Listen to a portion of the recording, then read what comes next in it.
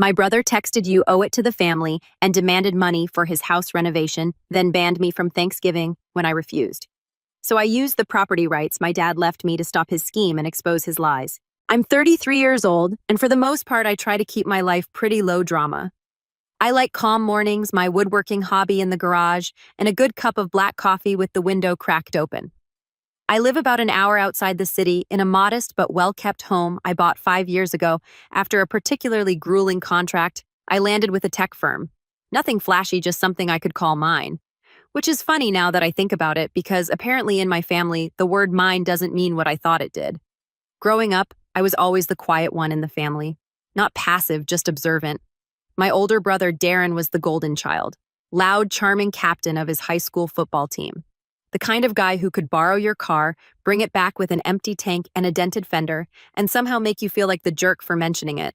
Our parents adored him. Mom would light up when he walked in the room. Dad, a stern but loyal man who believed in hard work above all else, would puff up with pride every time Darren told one of his exaggerated stories at family dinners.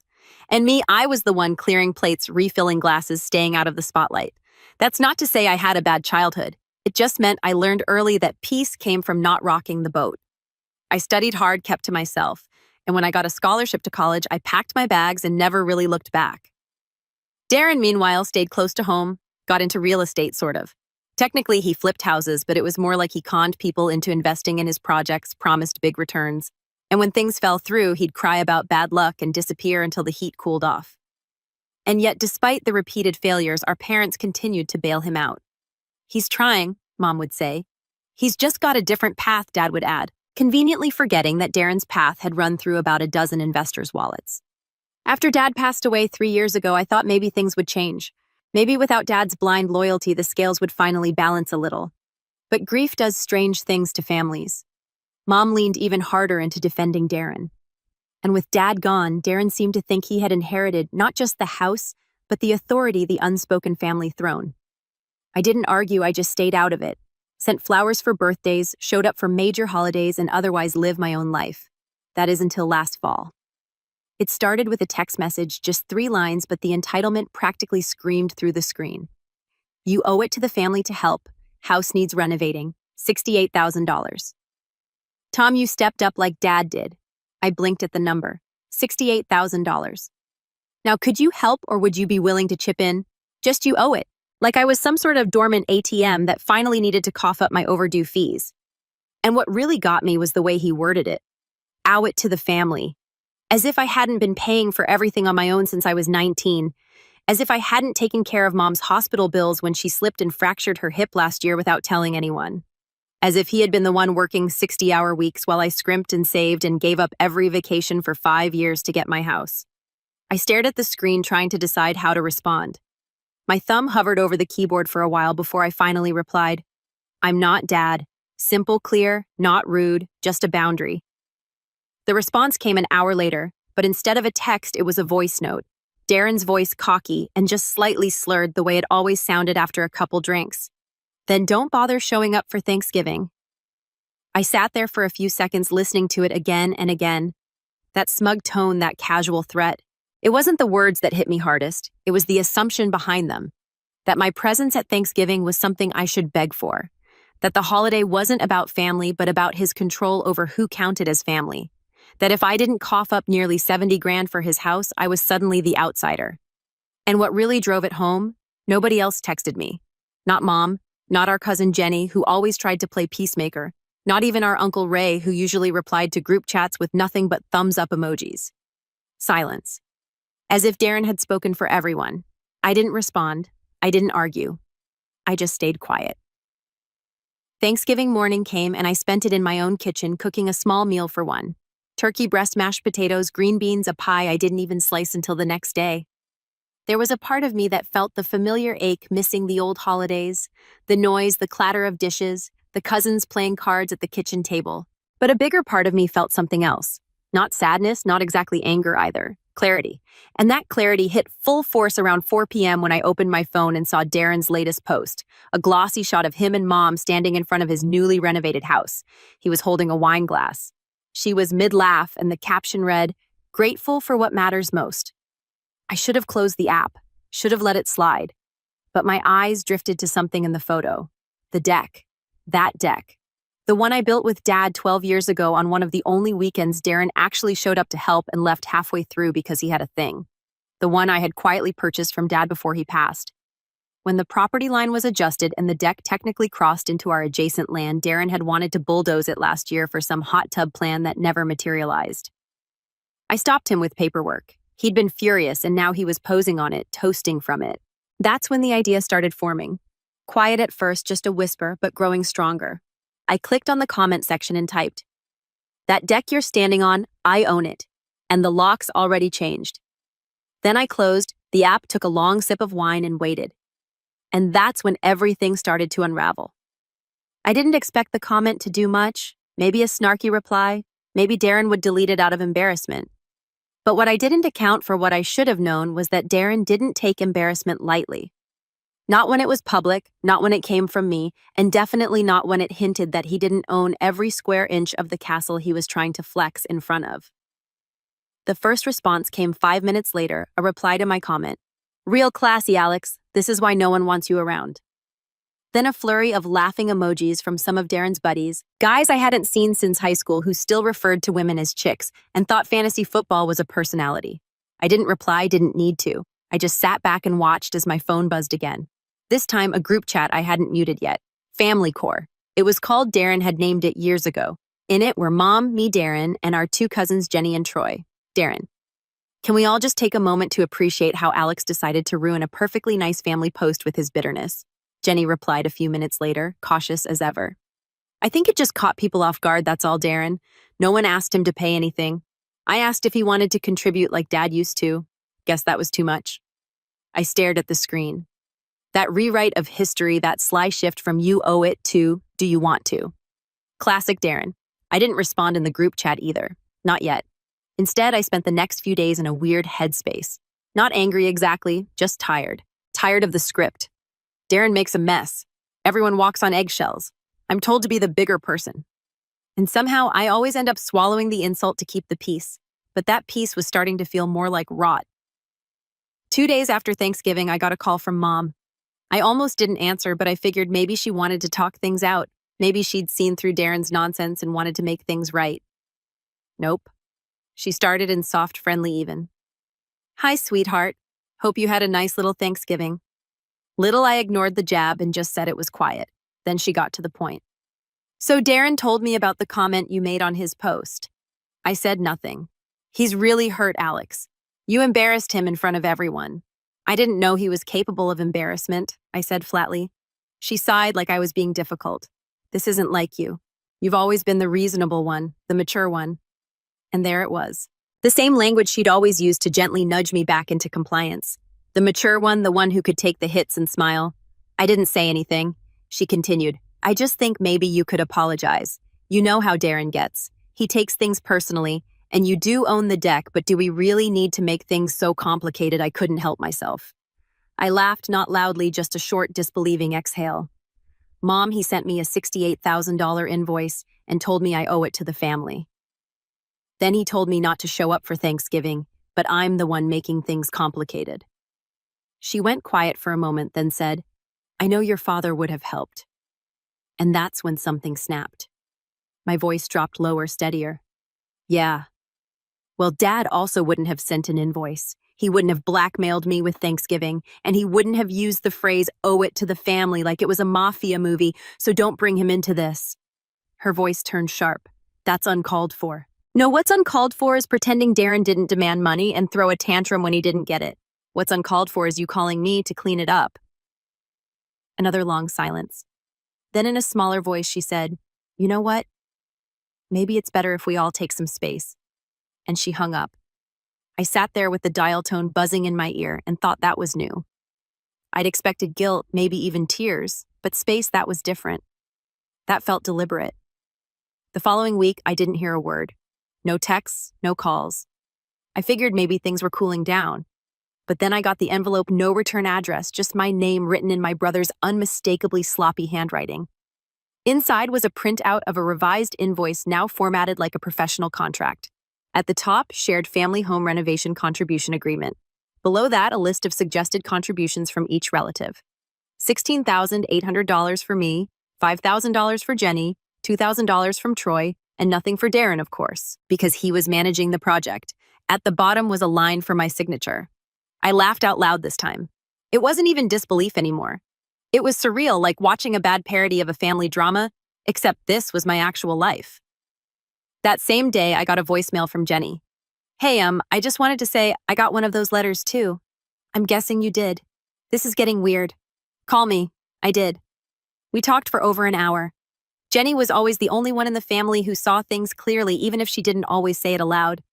But this time she was angry not just at Darren, but at how Mom was backing him. She said Troy had called her the night before asking if he was legally obligated to pay. He's not, obviously. And that's when Jenny told me something that made my stomach turn. Darren told me he's planning to take out a new loan against the house. She said he's expecting some family contributions to secure it. I think he's trying to use these signed letters as proof of income. I blinked. Wait, the house is in his name now. She hesitated. No. Well, part of it is he convinced Mom to co-sign on a deed transfer after your dad passed, said it would help with taxes or something. She signed without telling anyone. I only found out because he accidentally sent me the wrong attachment last month. It felt like the floor dropped out from under me. I always knew Darren was manipulative, but this was new territory, legal territory, and worse. He was dragging our mother into it, probably without her even realizing what she was signing. Jenny paused, then added, I think he's in deeper debt than he's letting on. The renovations, they're not just cosmetic. He's trying to flip it. He's planning to sell Mom's house. She doesn't know. At least I hope she doesn't. That night I barely slept. My mind was racing not just with anger, but with memories of the deck. Of Dad teaching me how to use a drill. Of Mom making lemonade while we worked in the sun of Darren, showing up late and leaving early, but still bragging to his friends that he built it himself. And now he wanted to sell it, sell the memories, sell the whole damn story and walk away richer while everyone else paid the bill. The next morning I woke up early, made coffee, pulled out the old file folder where I kept all the land documents Dad had passed on to me years ago. The deck, the land easement, the clause that protected my ownership of the outer lot, and I started to draft something, not just a letter, something bigger. I wasn't going to shout, I wasn't going to argue in the group chat, but I was going to make it very clear that this little family narrative Darren had been scripting. It was about to hit a major rewrite, and that was before I found out what he did with Mom's signature the week before. I didn't find out right away. It took a week of silence before the next storm hit, but when it did, it came hard and from someone I hadn't expected to turn on me. It was a Monday morning and I was deep into a side project. I'd been working on a custom shelving unit for a friend's new photography studio. Wood shavings were everywhere. My hands were dusty, and I was finally starting to feel like myself again. Clear-headed, focused away from the toxic drama. I hadn't checked my phone in hours. And when I did, I saw 6 missed calls from Mom, 2 from Darren, and 1 from a number I didn't recognize. The voicemail from Mom was sharp, unusually cold. I can't believe you try to sabotage your own family's financial future. Darren showed me the paperwork you sent him. He told me you threatened to take back part of the property, the part he's renovating. I raised you better than this, Alex. I stood there frozen, holding my phone with one hand and a chisel with the other. Then came the second voicemail. Darren again. His voice was smug, triumphant. Guess Mom finally knows what kind of snake you are, huh? You want to play legal games? Fine. But just know when she signs the quick claim deed next week, you're out for good. My heart sank. Quick claim deed. It took me a second to process, but once it clicked, it all made sense. Darren had convinced Mom somehow to sign over her share of the house. Damn. No lawyers, no protections, just a signature, and it would be legally binding. I wouldn't have believed she'd do it, but then again, I didn't think she'd accuse me of sabotaging the family either. I immediately called her back. She didn't answer. I texted, please don't sign anything. Can we talk first? No reply. I called Jenny. She picked up right away. Did you hear about the deed, I asked? She sounded out of breath. Yeah, I'm driving to Mom's now. I don't think she gets it. Alex. He told her it was just a formality, that it'll help him refinance the renovation loan. She thinks she's just getting out of his way. I clenched my jaw. He's not refinancing, he's selling. I know, Jenny whispered. But he's got her thinking you're out to ruin everything, that you're bitter, that you're weaponizing Dad's land easement. I sat down on the edge of the workbench, heart pounding. I wasn't even trying to do anything. I just told him the truth, that I own the deck and I'm not signing that stupid agreement. Jenny sighed. He's trying to isolate you. He's good at it. He was. And for the first time in years, I felt truly painfully alone. That week was hell. I couldn't focus on work. Every email notification gave me anxiety. I kept imagining Darren parading through the house, telling contractors to gut the kitchen, rip up the floors, install marble countertops on land he didn't even fully own yet. I had this image stuck in my head of him tossing out old family photos like junk because they didn't match the new aesthetic. I tried one more time with Mom, drove to her place, flowers in hand, calm, voice ready. She opened the door, arms crossed. "We don't need to do this right now, Alex." I kept my tone soft. "I just want to talk." She let me in but barely looked at me. I sat at the dining table, the same one where Dad used to read the paper every Sunday, and tried to explain. "He's not keeping the house, Mom. He's flipping it. He's planning to use your signature to leverage ownership. And he told me you'd say that." She interrupted. "That you'd twist everything." I blinked. "Twist? Mom, I'm showing you documents. I'm not twisting anything." Her voice hardened. "Darren's not perfect, but he's trying. He's been here. He's been involved." "You haven't." That one hit harder than I expected. I stood up, fighting back the sting. "You're right. I haven't been here. I've been working quietly, paying for things without being asked, building a life without demanding applause. But maybe that's why no one ever noticed." She didn't respond, just looked out the window. I left the flowers on the table and walked out. That was the lowest I felt in a long time. Worse than when Dad passed. Worse than when I first found out Darren was scheming again. It wasn't just betrayal. It was being erased. Like everything I'd done quietly, patiently, responsibly. All of it was invisible. And suddenly Darren's fantasy version of me was the truth everyone wanted to believe. That night I shut off my phone, didn't eat, didn't sleep, just sat in the dark, wondering how I'd become the villain in my own family. But something shifted the next morning. I woke up, showered, and pulled open the drawer where I kept all the old documents from Dad. There were letters in there, receipts, maps, notes written in Dad's blocky, steady handwriting. One of them caught my eye. Just a short note on yellowing paper folded in half to Alex for when I'm not around to explain it myself. My hands trembled as I unfolded it. It was written years ago, short and to the point. "I gave you the outer parcel and deck rights for a reason. Not just because you helped build it, but because I know you won't let it be exploited. I trust you to protect what matters, not just the land, but the memory." That was it. That's all it took. I stared at the note for a long time, then got up and grabbed my laptop. I spent the next 2 days digging, researching quietly, carefully. I called a property attorney I'd worked with on a small contract years ago, explained the situation, sent over the land easement and deck ownership paperwork. He called back the next morning. "Legally, he can't do anything to that section of land without your written consent. If he tries to include it in a sale, that's a misrepresentation. He'd be liable." "What if he already filed permits?" I asked. "Then we flag it, challenge it, force a halt." I exhaled slowly. "And the house deed. If she signs that quitclaim, she's transferring her ownership rights. He can do what he wants after that. But depending on how the deed is structured, we might be able to contest the valuation, especially if there's evidence she was misled." I thanked him and hung up. Then I got to work. I started drafting a formal cease and desist letter, not from me, but through the attorney. It would notify Darren and any future buyer that the deck and surrounding land were separate, not to be included in any title or renovation scope. I attached a copy of Dad's easement, the original parcel agreement, and the local zoning law that backed it up. Then I had the letter notarized, mailed, and emailed to Darren, the county property office, and the contractor he was working with, whose email I got from Jenny, who finally agreed to step out of the shadows. The contractor called me directly the next day. "Hey, I just wanted to double-check your name is on this easement." "Yes. And you're not authorizing the deck to be altered, removed, or repurposed in any way?" "Nope." Long pause. "Okay, that changes things." By the end of the week, Darren's contractor had backed out quietly.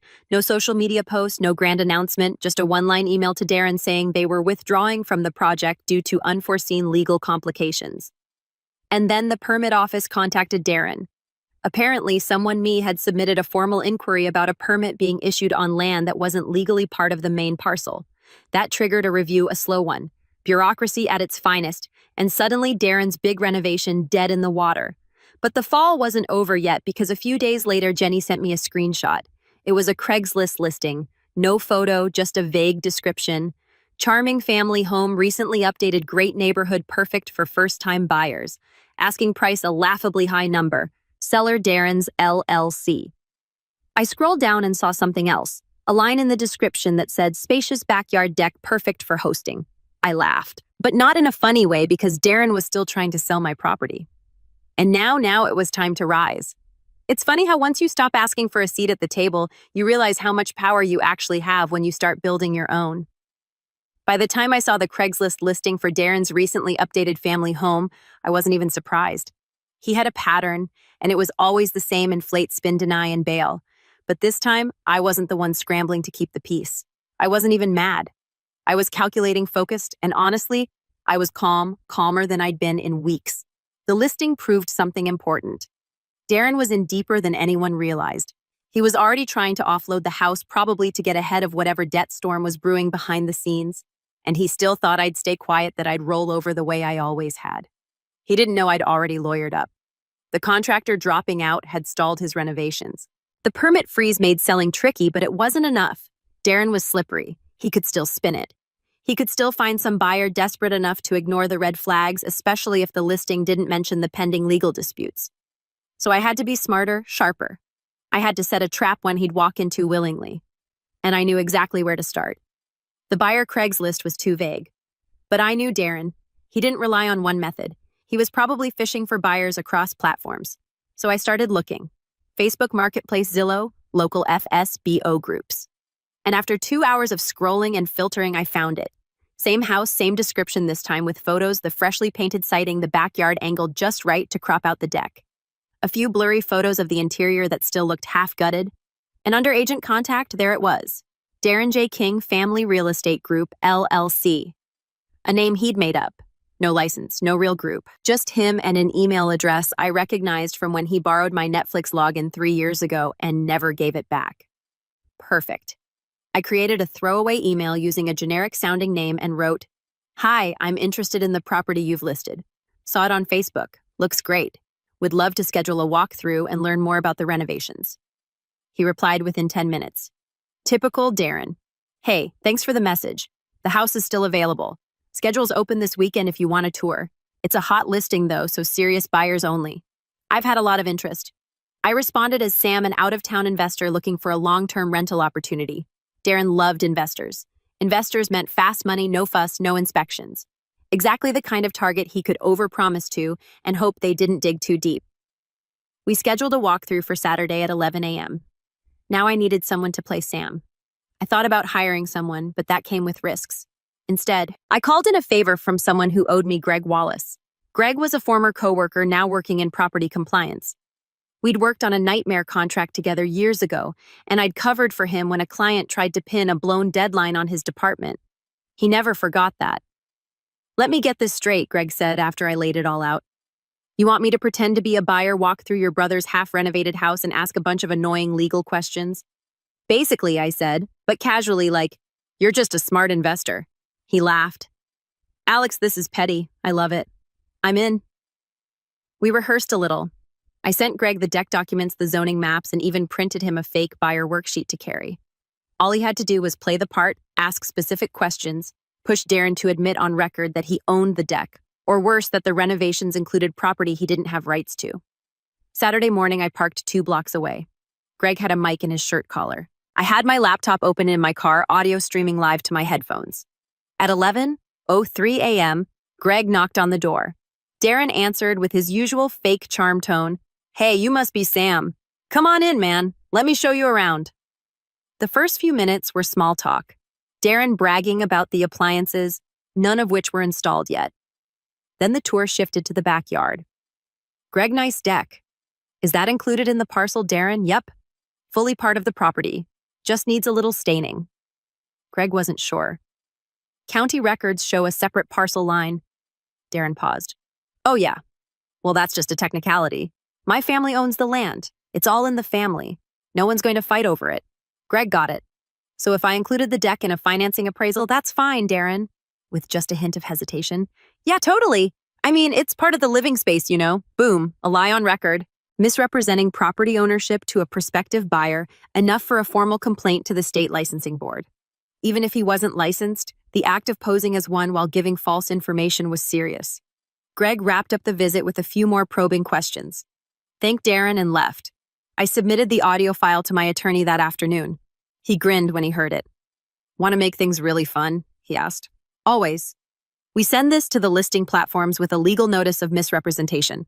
They'll yank the listing. Then we file a complaint with the zoning office for attempted inclusion of protected land in a sale. After that, we contact the buyer's agent boards even if he's not licensed. There's enough here to rattle him. I nodded. And the deed mom's part, we're getting there, but this pressure will make him sloppy. That's what we want. He was right, because by Tuesday, the listing disappeared from both Facebook and Zillow. A small win, but enough to rattle Darren. At 6:21 p.m., he called me. I didn't answer. He left a voicemail, his voice tense. I don't know what you think you're doing, but this is my house. You've made your point. Just stop before things get worse. I sent the voicemail to the attorney. Then I made my next move. Jenny had been on the fence about getting involved directly. She hated conflict. But now that she saw how deep Darren was digging, she agreed to help. Quietly, she went to visit Mom again this time, with paperwork in hand. She didn't argue. She didn't accuse. She just explained. Explained that Darren had lied about refinancing. Explained that he listed the home for sale before the deed was transferred. Explained that if she signed over her share, Darren could sell the house out from under her. It wasn't easy. Mom still saw the world through Darren-colored glasses, but by the end of the conversation, she agreed to pause the transfer. Jenny told her she needed more time to understand the legal side.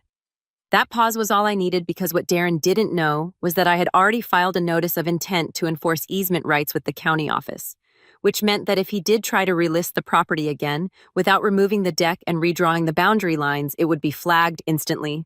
He was boxed in, couldn't finish renovations, couldn't list, couldn't refinance, couldn't sell, and most importantly, he couldn't guilt-trip Mom into signing away her rights anymore, because now she had a lawyer, a good one, courtesy of Jenny and me. Darren tried once more an email, rambling half threats, half desperate pleas, accused me of ruining the family, said Dad would be ashamed, said I was tearing everything apart for some stupid patio. I didn't reply because this wasn't about a patio. It was about principle, and now the trap was set. He had one card left to play, and I wanted him to play it because the next move, that was mine. Darren didn't go quiet. He never does. But for the first time in his life, he was cornered, and it showed. A week after the listings came down and his contractor cut ties, I got another message. This one was civil, almost rehearsed. Let's talk for real this time. No games, just two brothers figuring this out. I didn't respond because there was nothing left to figure out. He just didn't know it yet. Behind the scenes, everything was already in motion. The notice of easement enforcement had forced the permit office to halt all pending applications involving the deck and the adjacent land. Even if Darren had tried to bribe his way through, the zoning officer overseeing the district was meticulous and by the book. More importantly, my attorney had filed a lease penance, a formal notice of a legal dispute involving the property, which effectively poisoned any attempt to sell it. That legal filing showed up on every property title search. It meant no bank would underwrite a mortgage for it. No appraiser would touch it. Even if Darren found a miracle buyer, no title company would approve a clean sale. The house was radioactive. But that wasn't the revenge. That was the setup for it. The real strike came when Darren made his final desperate move. See, my lawyer had predicted it. Darren, being Darren, would try to offload the house as is in a private under-the-table sale. No permits, no title insurance, just a quick cash deal to someone willing to gamble. And we were right. Jenny called me in a panic one afternoon. He posted it again on OfferUp this time, different language. Says it's an off-market opportunity for investors with vision. Says the deck's being gifted with the property. I checked the listing. Sure enough, same house, new phrasing, no mention of the legal flag, just bold promises and blurry pictures. That was all I needed. We called the buyer. Well, Greg called them. Remember Greg, my friend from compliance who played the fake investor during the walkthrough? Yeah. He called the listed number pretending to be a fellow investor, curious about the deal, said he'd heard about the property, and wanted to confirm the parcel boundaries. The buyer, some guy named Nick from out of town, admitted he hadn't done a title search yet, but had already given Darren a small deposit to lock it in. Greg pushed just enough. You sure that debt comes with the house because county records show a separate parcel? Nick got nervous. He told me it's all part of the sale. Greg replied, might want to double check that. There's a lease pinned ends on the property. You didn't see that. Silence. Then Greg, with expert timing, sent him the public document, my filing, and the easement paperwork. And just like that, Nick ghosted Darren. No sale, no cash, no way forward. 2 days later, I got another call from Mom. This time her voice wasn't sharp. It was quiet. Warren, I think I made a mistake. I didn't say anything. I just let her talk. He told me you were trying to take the house, that you hated him, that you were bitter and wanted to ruin the family name. And I believed him. I swallowed hard. And now she exhaled. Now I see a son who protected his father's legacy, who didn't ask for anything, who just wanted fairness. We talked for a long time that night about Dad, about the way Darren twisted things, about how people sometimes cling to one version of a person for so long, they stop seeing the truth. She admitted she hadn't read a single document Darren gave her. Just sign what he said was safe. She cried, apologized for doubting me, for not asking more questions, for letting him spin the story. I didn't rub it in. That wasn't the point. The point was she saw it now, and that meant Darren's final support pillar had just crumbled. The next day, she called her own attorney, one of Jenny's contacts, and initiated a reversal of the quit claim process. Since the transfer hadn't been fully recorded due to a clerical delay, the revocation was filed just in time. Darren lost access to her share of the property. He was livid. I know because he emailed everyone. A long, dramatic manifesto about betrayal and blood and legacy. He accused me of weaponizing Dad's death, accused Jenny of being a traitor, accused Mom of being senile. He even threatened to sue me for defamation. That last one made my lawyer laugh out loud. Let him, he said. All it'll do is get him deeper in the mud. But I wasn't done. There was still one piece left. The deck. See, the original build wasn't just a patch of wood behind a house. It was a memory. One of the only weekends Dad, Darren, and I had spent working side by side, but Darren had tried to demolish it, sell it, claim it, lie about it. So I reclaimed it. Literally, I paid a local contractor to come out and install a fence around the deck, just tall enough to make a point. On the gate, I mounted a small plaque. Private property access restricted. The fence didn't block the rest of the yard, didn't encroach on Darren's section, but it sent a message. It said, "This is mine and you don't get to use it anymore." Neighbors noticed. One even commented, "Looks like the deck's under new management." I just smiled. A month later, Darren's renovation dream was dead. The house sat half-gutted. No buyers, no money, no permits, no contractor, no mother on his side, no sister to vouch for him. And the bank, well, turns out Darren had taken out a short-term personal loan for the initial work, probably planning to repay it after the sale. But with the house unsellable and the equity split frozen, he defaulted. They put a lien on the house. Within 3 months, the property was listed again, this time by the bank for closure. And that was the final blow. Not because he lost the house, but because he lost the story. Darren always needed the story, that he was the leader, the provider, the one carrying Dad's legacy forward. But in the end, all he carried was debt and empty promises. I drove by once after the bank repossessed it. The place looked haunted. Boarded windows, overgrown lawn, the deck still standing untouched just behind the fence. A week later, the fence came down, not because I gave up, but because I didn't need it anymore. The point had been made. The legacy had been protected, and the memory, it was safe where it always belonged with me.